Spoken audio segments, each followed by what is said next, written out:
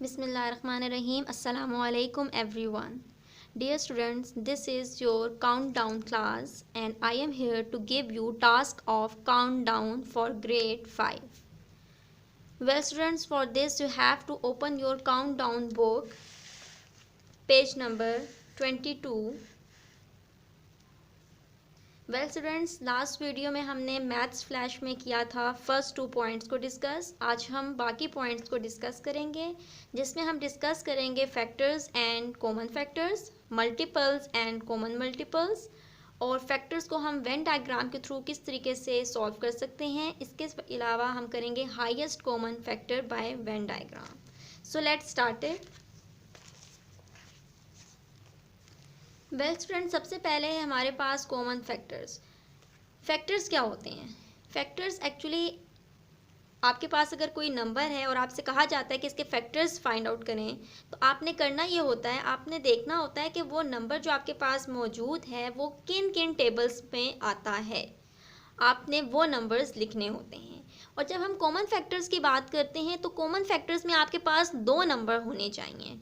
2 numbers होंगे तो 1 bye 1 separately हम बताएंगे कि अगर हम कहते हैं इस कॉमन फैक्टर को मैं एग्जांपल के थ्रू आपको समझाती हूँ ताकि आपको ज़्यादा अच्छा क्लियर हो जाए। ठीक है, यहाँ पर मेरे पास है क्वेश्चन, फैक्टर्स ऑफ 15 और फैक्टर्स ऑफ 18 हमने निकालने हैं। और फैक्टर्स ऑफ 15 और 18 निकालने के बाद हम देखेंगे कि दोनों फैक्टर्स में कौन सा नंबर है जो कॉमन है, जो सेम है, उसको हम सेपरेटली लिख लेंगे और वही हमारा कॉमन फैक्टर होगा। So let's start it. अब इसमें आपने क्या करना है, फैक्टर्स ऑफ 15, यहाँ पर आपने फैक्टर्स ऑफ 15 लिखने हैं। इट मीन्स कि आपने ये देखना है कि 15 जो नंबर है वो किस किस टेबल में आता है। सबसे पहले तो ये 1 के टेबल में आता है तो आपने 1 लिख दिया। ठीक है, 1 के बाद 2 के टेबल में 15 नहीं आता तो 2 को आप स्किप कर दें। 3 5 15 होता है तो आप यहाँ 3 मेंशन करेंगे। 3 के बाद 4 के टेबल में 15 नहीं आता, 4 को स्किप कर दें। 5 3 15 होता है तो 5 मेंशन करें यहाँ पर। 6 में नहीं आता, 7 में भी नहीं आता, 8 में नहीं आता, 9 में नहीं आता, 10 में नहीं आता। इट मीन्स के जो 15 है वो अब अपने ही टेबल पे जाएगा, डेट इज़ 15। ठीक है, तो ये तमाम आपके क्या हैं, फैक्टर्स ऑफ 15। उसके बाद आप नेक्स्ट में देखें तो फैक्टर्स ऑफ 18 आपने लिखने हैं। अगेन आपने ये देखना है कि 18 जो है वो किस किस टेबल में आता है।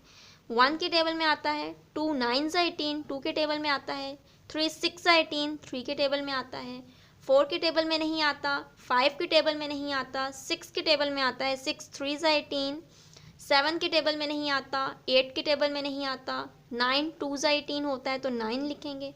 इसके बाद 9 के बाद जो है 18 वो अपने ही टेबल पे जाता है तो आप 18 यहाँ लिखेंगे।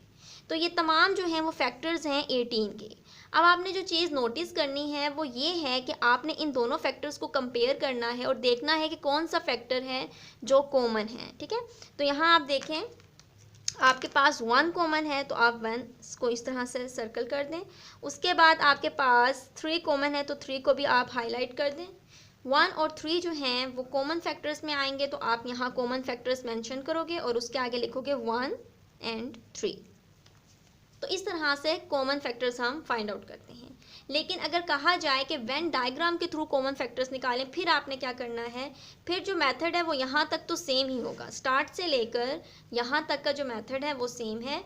उसके बाद आपने वेन डायग्राम अगर ड्रॉ करनी है तो आपने इस तरह से 2 सर्कल्स ड्रॉ करने हैं कि वो एक दूसरे को ओवरलैप करें। ठीक है, उसके बाद इस पोर्शन में आपने, ये वाला जो पोर्शन है, इस पोर्शन में आपने फैक्टर्स ऑफ 15 लिखने हैं और इस पोर्शन में आपने फैक्टर्स ऑफ 18 लिखने हैं। ये जो मिडल में पोर्शन है, ये पोर्शन आपको शो करता है कि ये कॉमन पोर्शन है। ठीक है, ये एरिया जो है वो कॉमन है दोनों सर्कल्स के लिए। तो आपने यहाँ पर कॉमन फैक्टर्स मेंशन करने हैं। कॉमन फैक्टर्स मेंशन करने के बाद फैक्टर्स ऑफ 15 में जो फैक्टर्स बच जाएंगे वो आपने इस पोर्शन में जो है नोट डाउन करने हैं। और फैक्टर्स ऑफ 18 में यहाँ पर कॉमन फैक्टर्स लिखने के बाद जो आपके फैक्टर्स 18 में बच जाएंगे उनको आपने इस पोर्शन में नोट डाउन करना है। ठीक है, तो अब आप देखें यहाँ पर आपके पास कौन से नंबर्स आएंगे, 1 and 3, because these are common, 1 and 3। ठीक है। उसके बाद फैक्टर्स ऑफ 15 में कौन से डिजिट्स आएंगे आपके पास? 5 एंड 15। तो आप यहाँ लिखेंगे 5 एंड 15। उसके बाद देखिए यहाँ पर फैक्टर्स ऑफ 18 के पोर्शन में कौन से आपके पास नंबर्स आएंगे? फैक्टर्स ऑफ 18 में आपके पास आएंगे 2, 6, 9, 18। तो आप यहाँ लिखेंगे 2, 6, 9, 18। तो इस तरह से वेन डायग्राम के थ्रू कॉमन फैक्टर्स हम फाइंड आउट करेंगे। उसके बाद नेक्स्ट है टॉपिक हमारा multiples. Well students, multiples actually simple आपके पास टेबल होते हैं, ठीक है ना। आपसे कहा जाता है कि फैक्टर मल्टीपल्स ऑफ 4 लिखें या 5 लिखें, तो आपने जस्ट उनका जो टेबल है वो आपने लिखना होता है। लेकिन किस तरह से लिखना है? जैसे यहाँ पर एग्जांपल है कि find multiples of 4 and 5। 4 and 5 के मल्टीपल्स लिखने हैं, तो आप किस तरह से लिखेंगे? आप लिखेंगे multiples of 4 is equals to, पूरा आपने 4 का टेबल लिखना है। 4 1s are 4, 4 2s are 8, 4 3s are 12, 4 4s are 16, 4 5s are 20, 4 6s are 24, 4 7s are 28, 4 8s are 32, 4 9s are 36, 4 10s are 40। इस तरह से लिख लिया आपने। उसके बाद नेक्स्ट है मल्टीपल्स ऑफ 5। तो मल्टीपल्स ऑफ 5 आप कैसे लिखोगे? Multiples of 5 is equals to 5, 10, 15, because 5 1s are 5, 5 2s are 10, 5 3s are 15, 5 4s are 20, 5 5s are 25, 5 6 are 30, 5 7s are 35, 5 8s are 40, 5 8s are 40, 5 9s are 45 and 5 10s are 50।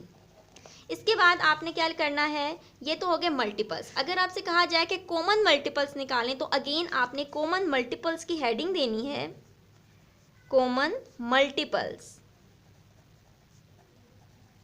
ठीक है। उसके बाद आपने क्या करना है? आपने देखना है दोनों मल्टीपल्स में जो डिजिट्स कॉमन है उनको आपने सर्कल कर लेना है।